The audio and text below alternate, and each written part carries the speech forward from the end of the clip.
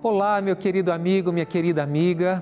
Hoje nós vamos falar de um tema muito importante nas Escrituras Sagradas. É uma história que relata o momento mais triste da história de Israel. Uma história permeada de demonstração de graça, amor por parte de Deus e, infelizmente, incredulidade por parte do povo. O tema de hoje é o preço da incredulidade. O programa Adoração é o seu encontro com a Palavra de Deus.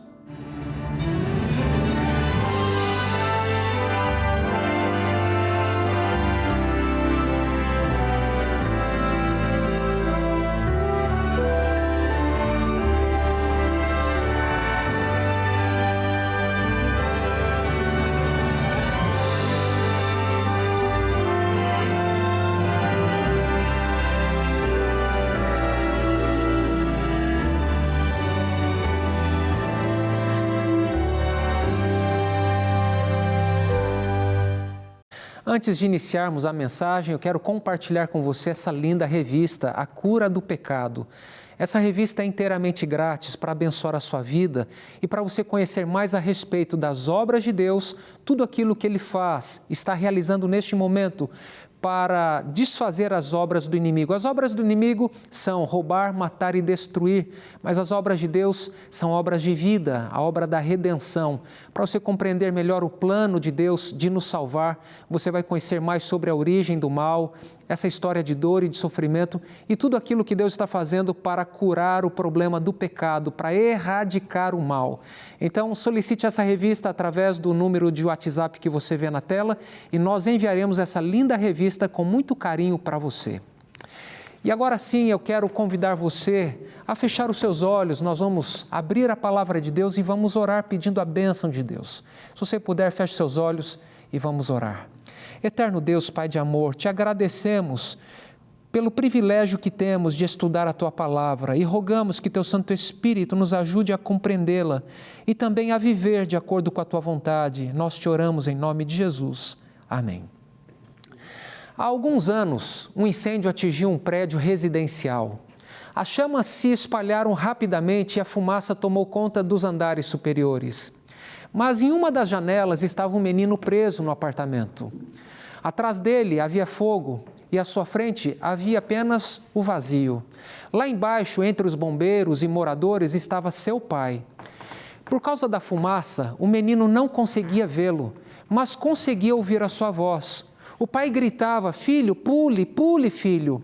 Mas o menino respondeu: "Pai, eu não consigo te enxergar." Então o filho ouviu uma resposta que mudaria tudo, dizendo assim: "Filho, você não precisa me enxergar. Eu consigo ver você. Então pule, eu vou segurá-lo." Naquele instante, o menino precisou tomar uma decisão.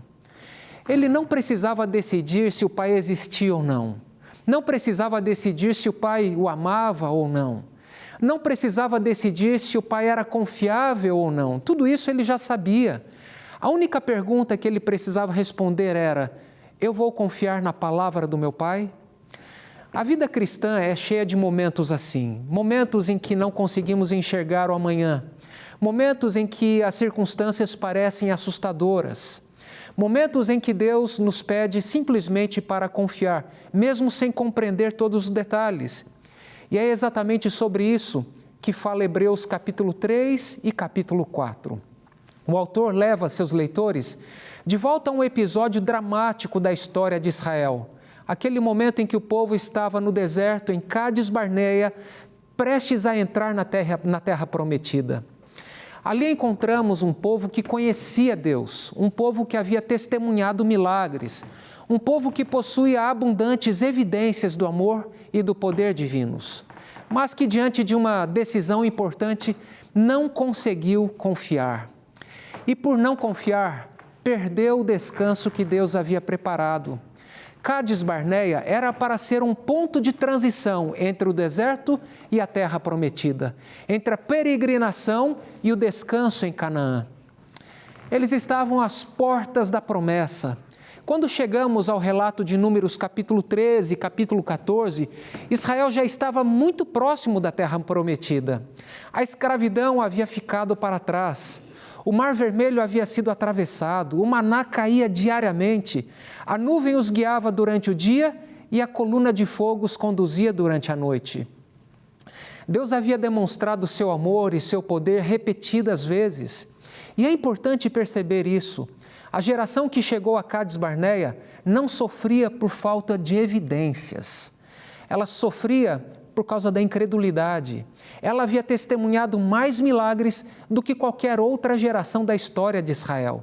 Então Deus ordenou que fossem enviados espias para observar a terra, para explorar a terra.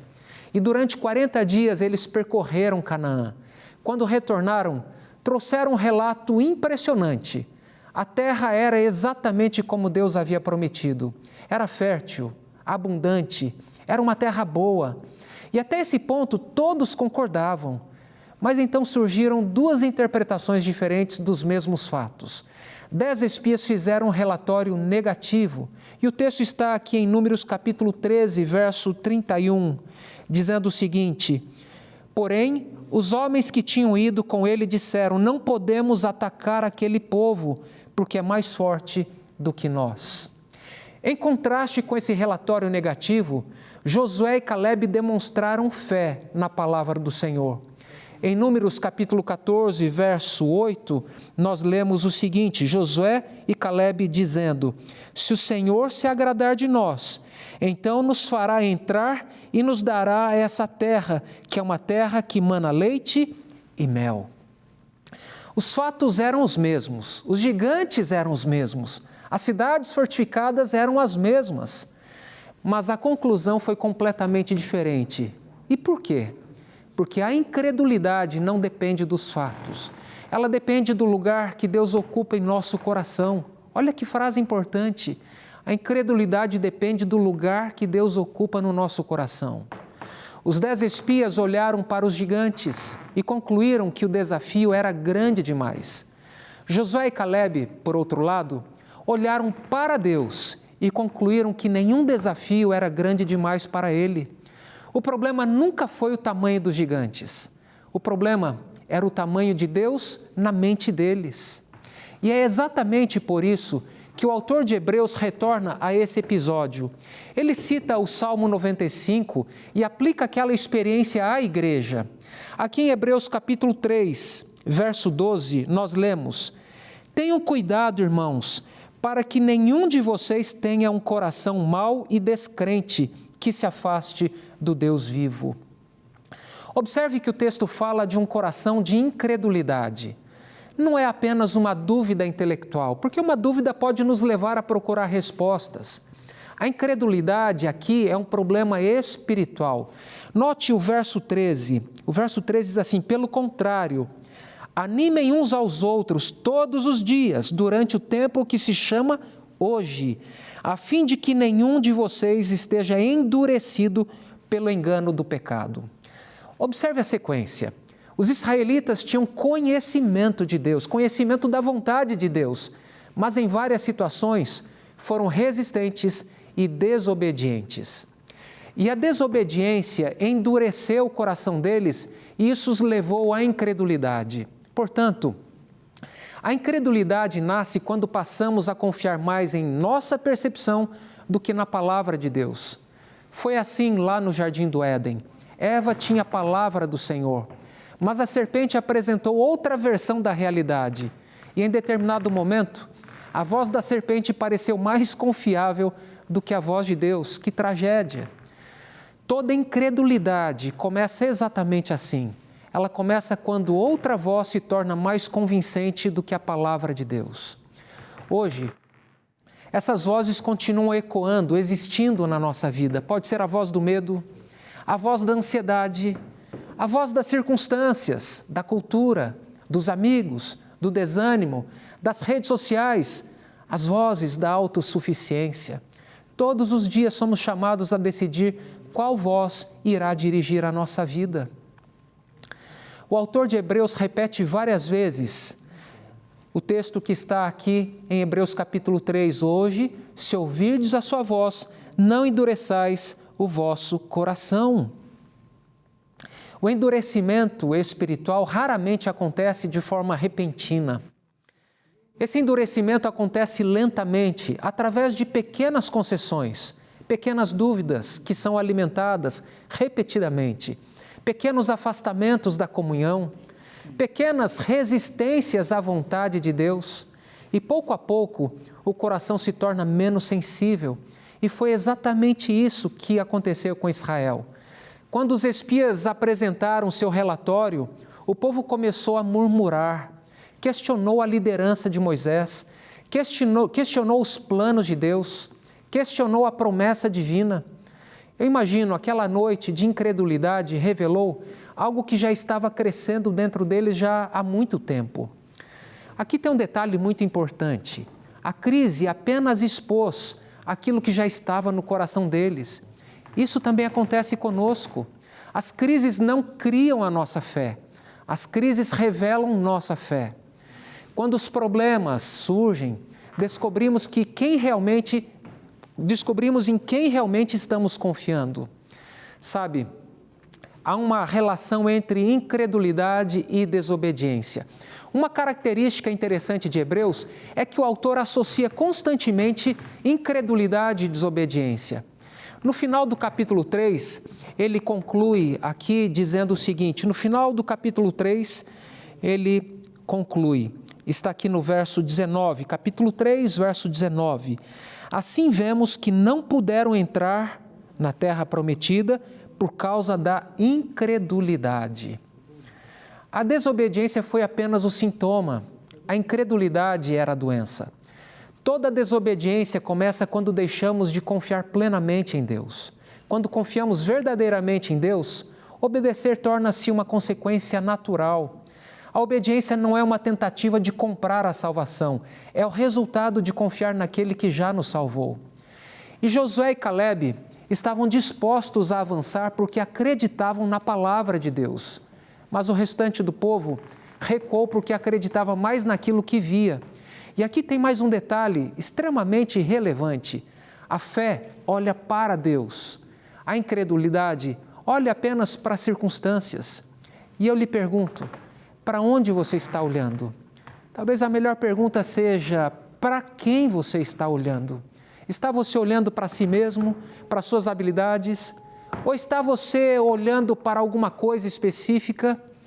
Sabe, existe um descanso prometido, mas esse descanso prometido só pode ser desfrutado quando nós cremos, quando nós obedecemos. Mas há algo ainda mais profundo acontecendo em Hebreus capítulo 4. O autor está construindo um argumento que começa em Gênesis e termina na eternidade. Primeiro ele nos leva ao 7º dia da criação, aqui em Hebreus capítulo 4, verso 4. No 7º dia, Deus descansou de todas as obras que tinha feito. Olha que interessante, é interessante notar que Deus não descansou porque estava cansado, até porque, lá em Isaías capítulo 40, verso 28, afirma que o Criador não se fatiga nem se cansa, ou seja, Deus não pode se cansar. O descanso de Deus foi a celebração de uma obra perfeita e completa. A criação era uma obra completa e perfeita, então Deus entra no seu descanso celebrando essas obras completas e perfeitas. Quando Deus terminou a criação, tudo estava muito bom. Nada precisava ser acrescentado, nada precisava ser corrigido. O descanso de Deus era o descanso da obra consumada.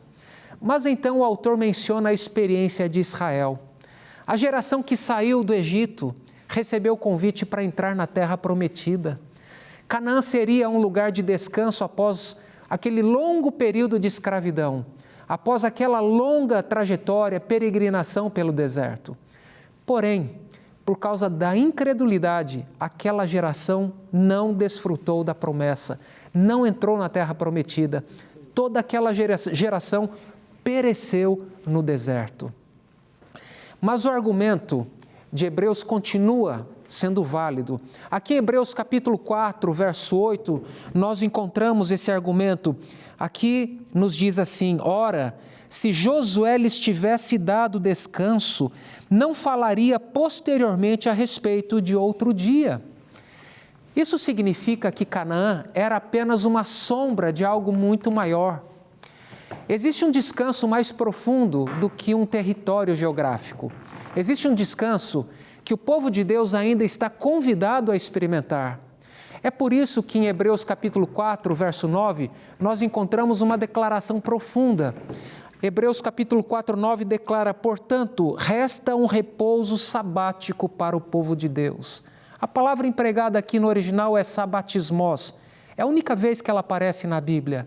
Portanto, resta um repouso sabático para o povo de Deus.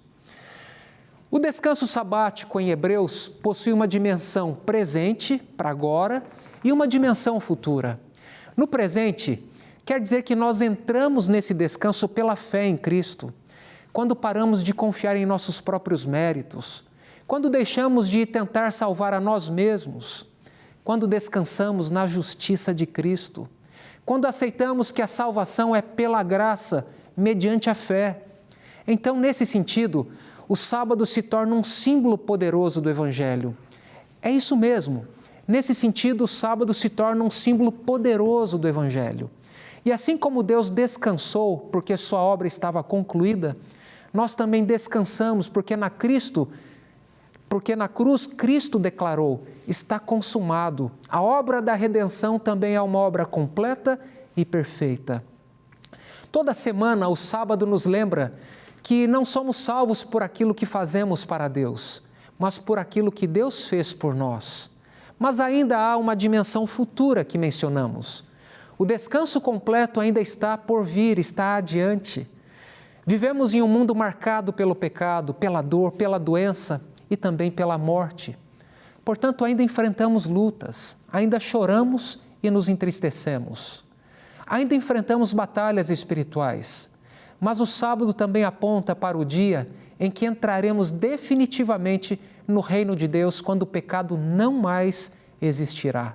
Como eu almejo a chegada desse dia, quando não haverá mais morte nem sofrimento, quando finalmente desfrutaremos do descanso pleno prometido por Deus.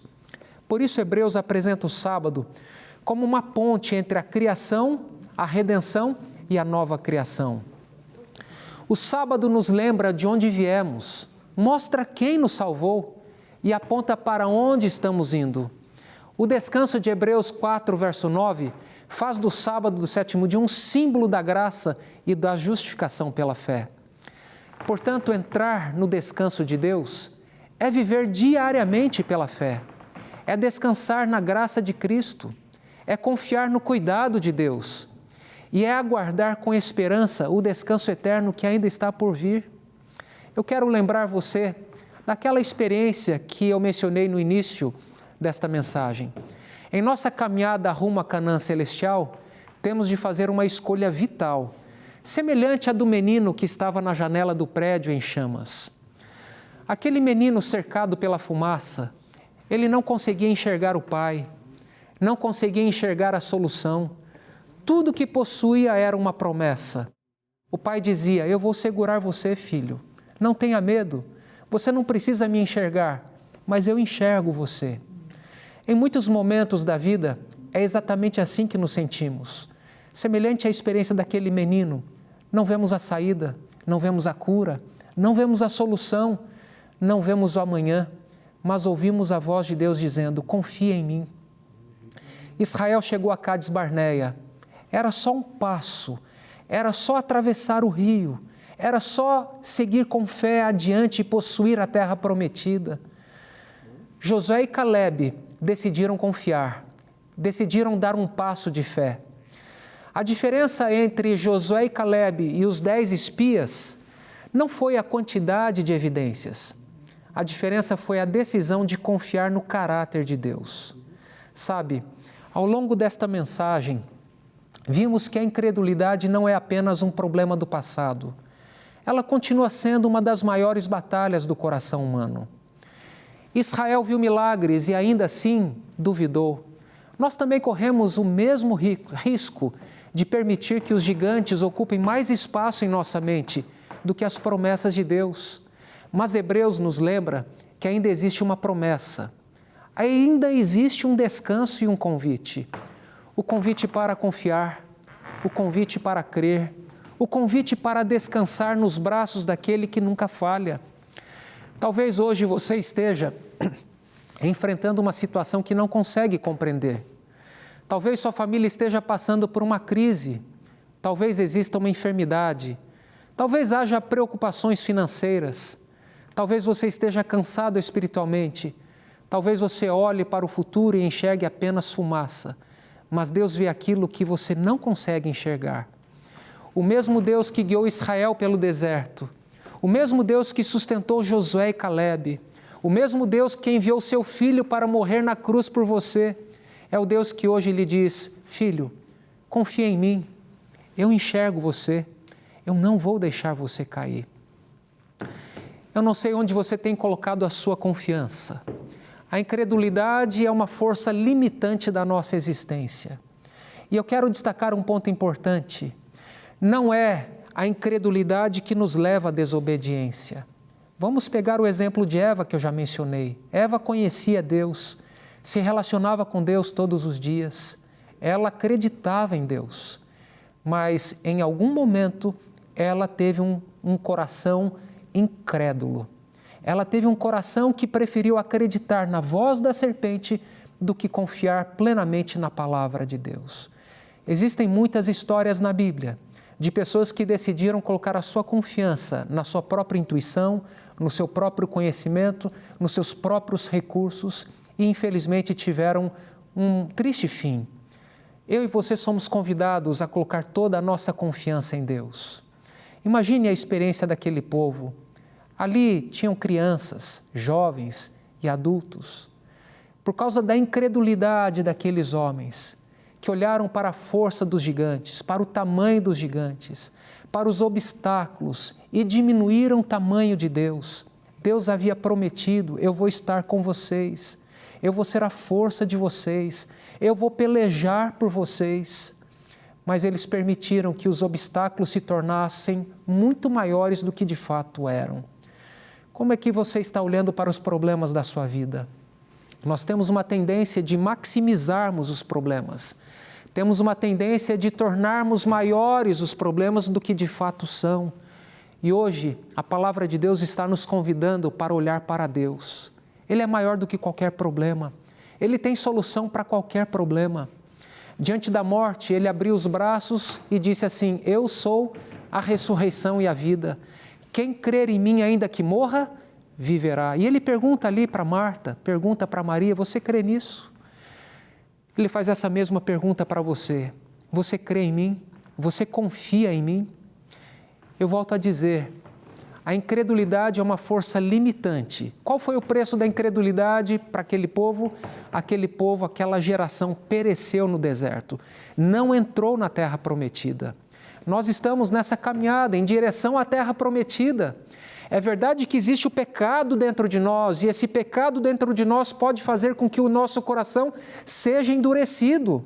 E à medida que fazemos pequenas concessões, o nosso coração vai se distanciando mais e mais de Deus. E Deus está trabalhando em mim e em você para que nós não tenhamos um coração endurecido e, consequentemente, um coração incrédulo. Ele está trabalhando constantemente para despertar fé na nossa vida. Sabe, nós sabemos o texto que está em Romanos, capítulo 10, verso 19. Ali Paulo diz que a fé vem pelo ouvir, e o ouvir da palavra de Deus. Você tem lido a palavra de Deus? Você tem guardado a palavra de Deus no coração, semelhante a Davi, que disse assim: guardo a tua palavra no meu coração para não pecar contra ti? Tem você permitido ser guiado por Deus e não pelas vozes deste mundo, pelas vozes da cultura, pelas vozes das pessoas, pelas vozes dos influencers? Ou você tem confiado somente na palavra de Deus? Eu não sei quais são os desafios e os desertos que você tem enfrentado. Eu sei quais são os meus desafios, eu sei quais são os obstáculos que eu tenho à minha frente. E assim como você, eu também lido com o desafio de confiar plenamente em Deus ou confiar nos meus recursos. Confiar nos recursos próprios é uma tragédia, mas confiar em Deus é a única saída. E hoje Deus está convidando você para depor os seus problemas, as suas preocupações, as suas dúvidas no colo dele. E quando você faz isso, o seu problema, a sua adversidade se torna um problema de Deus. e então você passa a desfrutar de uma bênção especial, que é o descanso. Por isso que em Hebreus 4:9, o autor diz assim: resta um repouso sabático para o povo de Deus. Lá no passado o povo não entrou nesse descanso prometido. Lá no passado o povo não entrou nesse descanso por causa da incredulidade. Então o autor de Hebreus diz assim: ainda resta um repouso sabático para o povo de Deus. E eu e você precisamos entrar nesse repouso. E nós podemos entrar nesse repouso quando nós cremos plenamente em Deus. Quando nós cremos que as obras de Deus são completas e perfeitas. Ou seja, tudo já está pronto, tudo já foi preparado. Cristo morreu pelos nossos pecados. Ele disse: está pago, está consumado. Entrar neste repouso é confiar plenamente na justiça de Cristo. É confiar plenamente de que tudo o que precisava ser feito já foi feito para a nossa redenção. Entrar nesse repouso significa viver pela fé. Como diz a Bíblia, e o justo viverá pela fé. Coloque a sua confiança em Deus. Ame a palavra de Deus. Coloque a palavra de Deus no seu coração. Leia a palavra de Deus todos os dias. Memorize textos da Bíblia, porque em momentos de adversidade você vai recorrer a essas promessas. Isso vai lhe fortalecer na sua caminhada. Nós estamos quase chegando lá, é só um pouquinho mais. Falta apenas atravessar o Rio Jordão. Muito em breve Cristo vai voltar. Não desanime, não olhe só para os problemas, olhe para Cristo. Ele é o autor e o consumador da nossa fé. É Ele quem pode resolver o problema da incredulidade na nossa vida. É Ele quem pode resolver o problema do pecado na nossa vida. O que é que lhe está faltando neste momento? Eu quero orar por você, eu quero orar com você. Eu creio que Deus pode despertar fé na sua vida, à medida que você lê a palavra de Deus, à medida em que você se relaciona com Deus e também à medida que você obedece a Deus, porque à medida que você obedece a Deus, a sua fé é fortalecida e você vai ver as promessas de Deus se cumprindo em sua vida. Se você puder, feche os seus olhos, eu quero orar com você neste momento. Pai eterno, Deus de amor, bendito e exaltado seja o teu santo nome. Te agradecemos, Pai, por essa história estar registrada na Bíblia Sagrada. Foi o momento mais triste na história de Israel. E essa história não precisa se repetir na nossa vida. Nós sabemos que logo mais Cristo vai voltar e Ele nos conduzirá a possuir a terra prometida. Então, Pai, desperte fé no nosso coração e ajuda-nos a sermos obedientes e fiéis a Ti, Senhor. Pai querido, eu quero interceder pelo nosso querido amigo e nossa querida amiga, telespectador e telespectadora da TV Novo Tempo. O Senhor conhece as adversidades que cada um tem enfrentado. Que o Senhor se faça presente na vida deles, Pai, auxiliando-os, sustentando-os com a Tua graça e com o Teu poder, dirigindo a vida deles, conduzindo-os, Pai, até que, quando Cristo voltar, todos nós possamos ouvir: vinde benditos de meu Pai, e possui por herança aquilo que vos tenho preparado desde a fundação do mundo. Ó Pai, como eu almejo a chegada desse dia. Neste momento, Pai, colocamos a nossa vida em Tuas mãos. Nós te oramos e te agradecemos em nome de Jesus. Amém.